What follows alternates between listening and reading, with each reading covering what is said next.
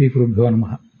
ಪ್ರಮಾಣ ಲಕ್ಷಣದಲ್ಲಿ ನೈಯಾಯಿಕರು ಹೇಳಿದ ಪ್ರಮಾಣ ಲಕ್ಷಣದ ವಿಮರ್ಶೆ ಈಗ ನಡೆದಿದೆ.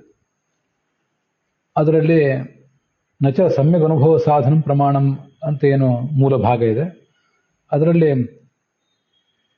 ಸ್ವಪ್ರಕಾಶಾತ್ಮ ಅಂಗೀಕಾರೇ ತತ್ರ ಅವ್ಯಾಪ್ತೇ ಅಲ್ಲಿವರೆಗೆ ಈ ಭಾಗ ಸಮಾಪ್ತ ಆಗಿದೆ. ಮುಂದೆ ನಾವೀಗ ನೋಡಬೇಕಾದದ್ದು ಸ್ಮೃತೇಶ್ಚ ಪ್ರಾಮಾಣ್ಯಾನಂಗೀಕಾರೇ ಅನುಭೂತಮಯ ಇತ್ಯತ್ರ ಪ್ರಮಾಣಾಭಾವಾತ್, ಈ ಭಾಗವನ್ನು.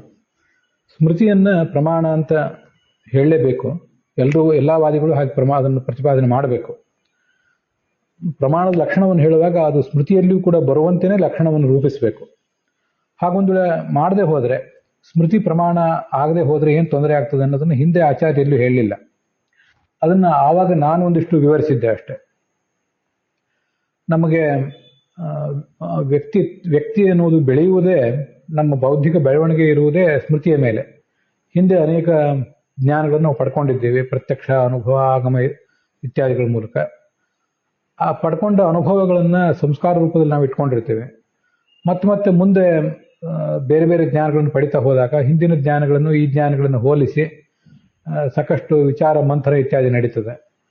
ಹಿಂದೆ ಯಾವುದೋ ವಸ್ತುವನ್ನು ನೋಡಿರ್ತೀವಿ, ಅದರ ಸ್ಮರಣೆಯ ಆಧಾರದಿಂದಲೇ ಇವತ್ತು ಧ್ಯಾನ ಮಾಡ್ತೇವೆ, ಮನನ ಮಾಡ್ತೇವೆ. ಇದನ್ನು ಗಮನಿಸಬೇಕು. ಶ್ರವಣ, ಮನನ, ಧ್ಯಾನ ಇದು ನಾವು ಸಾಕ್ಷಾತ್ಕಾರಕ್ಕೆ ಸಾಧನ. ಪ್ರಮಾಣ ಲಕ್ಷಣವನ್ನು ನಾವು ಓದುವುದು ಸುಮ್ಮನೆ ಕಾಲಹರಣಕ್ಕಾಗಿ ಅಲ್ಲ, ಪ್ರಮಾಣಗಳ ಮೂಲಕ ಭಗವಂತನನ್ನ ಪರತತ್ವದ ಕುರಿತಾಗಿ ಶ್ರವಣ ಮಾಡುವುದು, ಅಧ್ಯಯನ ಮಾಡುವುದು, ಮುಂದೆ ಮನನ ಮಾಡುವುದು, ಹಾಗೆ ಧ್ಯಾನ ಮಾಡುವುದು. ಶ್ರವಣ ಮಾಡಲಿಕ್ಕೆ ಹಿಂದಿನ ಈ ಸ್ಮರಣೆಯ ಅಗತ್ಯ ಏನೂ ಇಲ್ಲ. ಆದರೆ ಮನನ ಮಾಡಲಿಕ್ಕೆ ಆ ಹಿಂದಿನ ನಾವು ಅಧ್ಯಯನ ಮಾಡಿದ, ನಾವು ಕೇಳಿದ ವಸ್ತುವಿನ ಬಗ್ಗೆ ಸ್ಮರಣೆ ಇರಬೇಕಾಗ್ತದೆ. ಆ ಸ್ಮರಣೆಯ ಆಧಾರದಿಂದಲೇ ಮನನ ನಡೆಯೋದು, ಮನನದಿಂದಲೇ ತತ್ವಜ್ಞಾನ ಆಗೋದು. ಮತ್ತೆ ಧ್ಯಾನ ಮಾಡುವಾಗಲೂ ಕೂಡ ನಾವು ಯಾವುದನ್ನು ಕುರಿತು ಅಧ್ಯಯನ ಮಾಡಿದ್ದೀವಿ, ಯಾವುದನ್ನು ಕುರಿತು ಶ್ರವಣ ಮಾಡಿದ್ದೀವಿ, ಅದರ ಒಂದು ಚಿತ್ರವನ್ನು ಮನಸ್ಸಿನ ಪರದೆಯ ಮೇಲೆ ಮೂಡಿಸಿಕೊಂಡು ಧ್ಯಾನ ಮಾಡೋದು. ಹಾಗೆ ಧ್ಯಾನ ಮಾಡ್ತಾ ಮುಂದೆ ಪರಮಾತ್ಮನನ್ನೇ ಸಾಕ್ಷಾತ್ಕರಿಸ್ಕೊಳ್ಳಿಕ್ಕೆ ಸಾಧ್ಯ ಆಗ್ತದೆ. ಹೀಗೆ ವ್ಯಕ್ತಿಯ ಆಧ್ಯಾತ್ಮಿಕ ಬೆಳವಣಿಗೆ ಎಲ್ಲವೂ ಕೂಡ ಈ ಸ್ಮರಣದ ಆಧಾರದಲ್ಲೇ ಇದೆ. ಇದನ್ನು ನಾನು ಈ ಹಿಂದೆ ಹೇಳಿದ್ದೆ. ಇಲ್ಲಿ ಆಚಾರ್ಯ ಹೇಳ್ತಾರೆ, ಸ್ಮೃತಿಗೆ ನೀವು ಪ್ರಾಮಾಣ್ಯವನ್ನು ಒಪ್ಪದೆ ಹೋದರೆ, ನನಗೆ ವಸ್ತು ಅನುಭವಕ್ಕೆ ಬಂದಿದೆ, ವಸ್ತುವನ್ನು ನಾನು ಹಿಂದೆ ಪ್ರತ್ಯಕ್ಷ ಇತ್ಯಾದಿ ಪ್ರಮಾಣಗಳಿಂದ ತಿಳಿದಿದ್ದೇನೆ ಅನ್ನೋದಕ್ಕೆ ಏನು ಆಧಾರ ಇದೆ? ಏನೂ ಆಧಾರವೇ ಇಲ್ಲ ಅಂತ ಆಗ್ತದೆ. ಆ ಸಂದರ್ಭದಲ್ಲಿ ಎದುರಿಗೆ ಅಯಂ ಘಟ ಅಂತ ನೋಡಿದ್ವಿ, ಅಯಂ ವನ್ನಿಹಿ ಅಂತ ನೋಡಿದ್ವಿ. ಹೀಗೆ ಪ್ರತ್ಯಕ್ಷ ಅನುಮಾನ ಮತ್ತು ಶಬ್ದಗಳ ಮೂಲಕ ಯಾವ್ದಾದ್ರು ಜ್ಞಾನ ಬಂದಾಗ ಆ ಕ್ಷಣದಲ್ಲಿ ಆ ಜ್ಞಾನ ಬಂತು.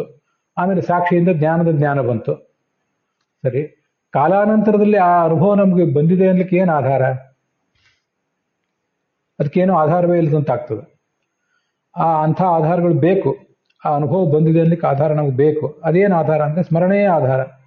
ಸ್ಮರಣೆಗೆ ಪ್ರಾಮಾಣ್ಯ ಒಪ್ಪದೆ ಹೋದರೆ, ನನಗೆ ಈ ವಸ್ತುವು ನನ್ನಿಂದ ಅನುಭವಿಸಲ್ಪಟ್ಟಿದೆ, ನನಗೆ ಈ ವಸ್ತುವಿನ ಜ್ಞಾನ ಇದೆ, ಅದು ಪ್ರತ್ಯಕ್ಷ ಅನುಮಾನ ಅಥವಾ ಆಗಮ ಯಾವುದೋ ಒಂದ್ರ ಮೂಲಕ ಬಂದಿದೆ ಅನ್ನೋದ್ರ ಬಗ್ಗೆ ಯಾವ ಪ್ರಮಾಣವೂ ಕೂಡ ಇಲ್ಲ ಅಂತ ಆಗಬೇಕಾಗ್ತದೆ. ಅದು ಅವನ ಆಧ್ಯಾತ್ಮದ ಒಟ್ಟಾರೆ ಬೆಳವಣಿಗೆಯನ್ನು ತಡೀತದೆ. ನಾನು ಅದನ್ನು ಆಧ್ಯಾತ್ಮಿಕ ಬೆಳವಣಿಗೆ ಅಂತ ಮಾತ್ರ ಹೇಳಿದೆ. ವಸ್ತುತಃ ಸಕಲ ವ್ಯಕ್ತಿಯ ಎಲ್ಲ ಥರದ ಬೆಳವಣಿಗೆನೂ, ರಾಜಕೀಯ ಬೆಳವಣಿಗೆ, ಅದು ವೈಜ್ಞಾನಿಕ ಬೆಳವಣಿಗೆ ಇರ್ಬೋದು, ಎಲ್ಲವೂ ಅದರಿಂದೇ ನಡೀತದೆ. ಆದ್ದರಿಂದ ವಸ್ತುವಿನ ಅನುಭವ ನಮಗಿದೆ ಅಂತ ಹೇಳಲಿಕ್ಕೆ ಇರುವ ಏಕೈಕ ಆಧಾರ ಅಂದರೆ ಈ ಸ್ಮೃತಿ. ಆ ಸ್ಮೃತಿಯನ್ನೇ ಅಪ್ರಮಾಣ ಅಂತ ಹೇಳಿಬಿಟ್ರೆ ವಸ್ತುವಿನ ಅನುಭವ ಬಂದಿದೆ ಅಂತ ಹೇಳಲಿಕ್ಕೆ ಆಧಾರ ಇಲ್ಲದಂತಾಗ್ತದೆ. ನಾನು ಇದನ್ನು ವಿವರಣದಲ್ಲಿರೋದನ್ನ ಹೇಳ್ತಿದ್ದೇನೆ. ಮುಂದೆ ಲಿಂಗತ್ವೇನ ಪ್ರಾಮಾಣ್ಯ ಕಲ್ಪನಾಗೌರವಂ. ಸ್ಮೃತಿ ಅನ್ನೋದು ತಾರ್ಕಿಕರು ಹೇಳ್ತಾರೆ, ಸ್ವತಃ ಪ್ರಮಾಣ ಏನಲ್ಲ ಅದು. ಆದರೆ ಅದು ಅನುಮಾನದ ರೂಪದಲ್ಲಿ ಈ ಅನುಭವಕ್ಕೆ ಸಾಧಕ ಆಗ್ತದಂತೆ. ಸರ್ವತಃ ವನ್ಯಮಾನ್ ಧೂಮ ಎಂಬಲ್ಲಿ ಧೂಮ ಇದೆ. ಧೂಮ ಅನ್ನೋದೊಂದು ಹೇತು. ಆ ಧೂಮ ಎಂಬ ಹೇತು ವನ್ಯ ಎಂಬ ಸಾಧ್ಯಕ್ಕೆ ಹೇಗೆ ಸಾಧಕ ಆಗ್ತದ, ಹಾಗೆ ಈ ಸ್ಮರಣ ಅಂತ ಅನ್ನೋದು ಸ್ವಯಂ ಪ್ರಮಾಣ ಏನಲ್ಲ. ಅದು ಪ್ರಮಾಣ ಅಲ್ಲದೆ ಹೋದ್ರೂ ಕೂಡ ಅದು ಸಾಧಕ ಆಗ್ಬೋದಲ್ಲ ಅಂತ ಅವರ ತಾತ್ಪರ್ಯ. ಯಥಾರ್ಥ ಜ್ಞಾನಕ್ಕೆ ಅದು ಸಾಧಕ ಆಗ್ಬೋದು. ಹೇಗೆ ಅಂದರೆ ಅನುಮಾನದ ರೂಪದಲ್ಲಿ ಅಂತ. ಅದಕ್ಕೆ ಅಲ್ಲಿ ವಿವರಣದಲ್ಲಿ ಹೀಗೆ ಬಂದಿದೆ. ದೃಢವಾದ ಮನಸ್ಸಿನಲ್ಲಿ ದೃಢವಾದ ಅನುಭವದಿಂದ ಮನಸ್ಸಿನಲ್ಲಿ ಸಂಸ್ಕಾರ ಮೂಡಿರ್ತದೆ. ಆ ಸಂಸ್ಕಾರ ಯಾವುದೋ ಒಂದು ಕಾಲದಲ್ಲಿ ಜಾಗೃತ ಆದಾಗ ಅದರಿಂದ ಸ್ಮರಣೆ ಬರ್ತದೆ. ನಾವು ನೋಡಿರುವುದು ಸಾವಿರಾರು ಇರ್ತವೆ, ಆದರೆ ಎಲ್ಲ ವಸ್ತುಗಳ ಸ್ಮರಣೆಯೂ ಕೂಡ ನಮ್ಮ ಮನಸ್ಸಿನಿಗೆ ಏನು ಮೇಲಿನ ಮೇಲೆ ಬರೋದಿಲ್ಲ. ಯಾವ ವಸ್ತುವಿನ ಅನುಭವದ ಸಂಸ್ಕಾರ ಜಾಗೃತ ಆಗ್ತದೋ, ಆ ಜಾಗೃತ ಆಗ್ಲಿಕ್ಕೆ ಒಂದು ಏನಾದರೂ ಅಂಶ ಇದೆಯೋ, ಕಾರಣ ಇದೆಯೋ, ಅದನ್ನೇ ಉದ್ಬೋಧಕ ಅಂತ ಅವ್ರು ಹೇಳಿರೋದು. ಸಂಸ್ಕಾರ ಉದ್ಬುದ್ಧವಾದಾಗ, ಅರ್ಥಾತ್ ಸಂಸ್ಕಾರ ಜಾಗೃತವಾದಾಗ ಅದರಿಂದ ಸ್ಮರಣೆ ಬರುತ್ತದೆ ಅಷ್ಟೆ. ಹೀಗೆ ಅನುಭವದ ಕಾರ್ಯ ಸ್ಮೃತಿ. ಅದಕ್ಕೆ ಕಾರಣವಾದ ಸಂಸ್ಕಾರವನ್ನು ಊಹಿಸಿ ಅದರಿಂದ ಅನುಭವವನ್ನು ಅನುಮಾನ ಮಾಡ್ಬೋದಲ್ಲ. ಈಗಿಲ್ಲಿ ಸ್ಮರಣೆ ಬಂದಿರುವುದರಿಂದ ಸ್ಮರಣೆ ಒಂದು ಕಾರಣ ಇರಬೇಕು. ಅದ್ಯಾವ್ದು ಕಾರಣ ಅಂದರೆ ಸಂಸ್ಕಾರ. ಸಂಸ್ಕಾರಕ್ಕೆ ಯಾವ್ದು ಕಾರಣ ಅಂದರೆ ಅನುಭವ. ಹೀಗೆ ಅನುಮಾನ ಮಾಡ್ತೀವಿ ನಾವು ಅಂತ ಅವ್ರದ್ದೊಂದು ಪ್ರಶ್ನೆ. ಹೀಗೆ ಅನುಮಾನ ಮಾಡ್ಬೋದು. ಈ ರೀತಿ ಸ್ಮೃತಿ ಅನ್ನೋದು ಅನುಮಾನ ರೂಪವಾಗಿ ಅನುಭವಕ್ಕೆ ಆಧಾರ ಆಗಬಹುದದು.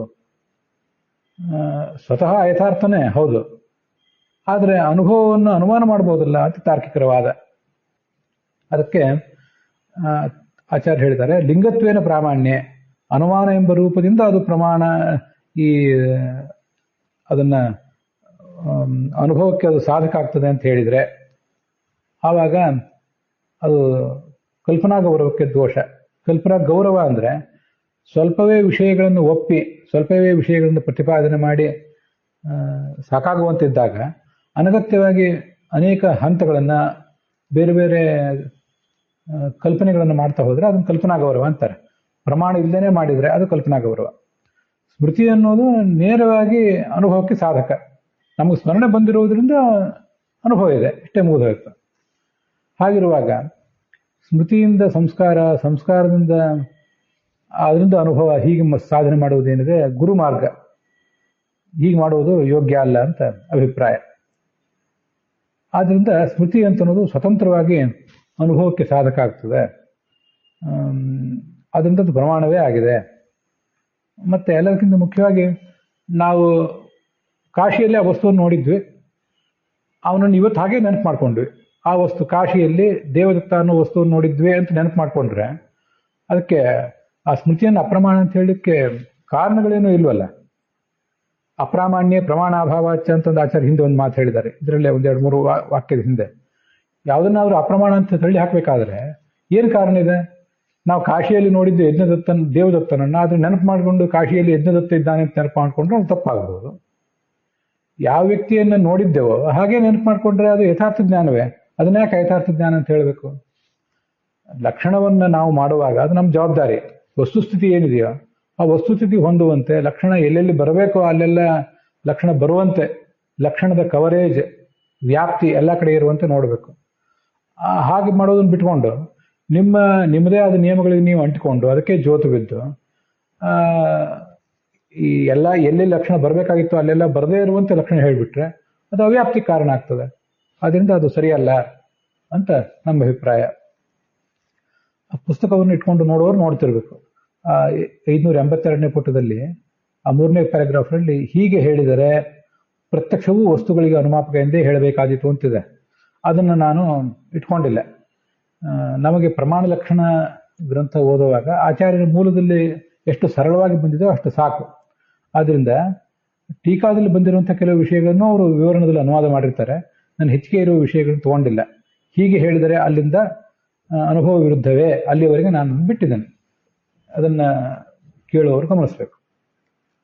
ಅಲ್ಲಿಗೆ ಇವತ್ತಿನ ಈ ಭಾಗ ಸಮಾಪ್ತ ಆಗಿದೆ.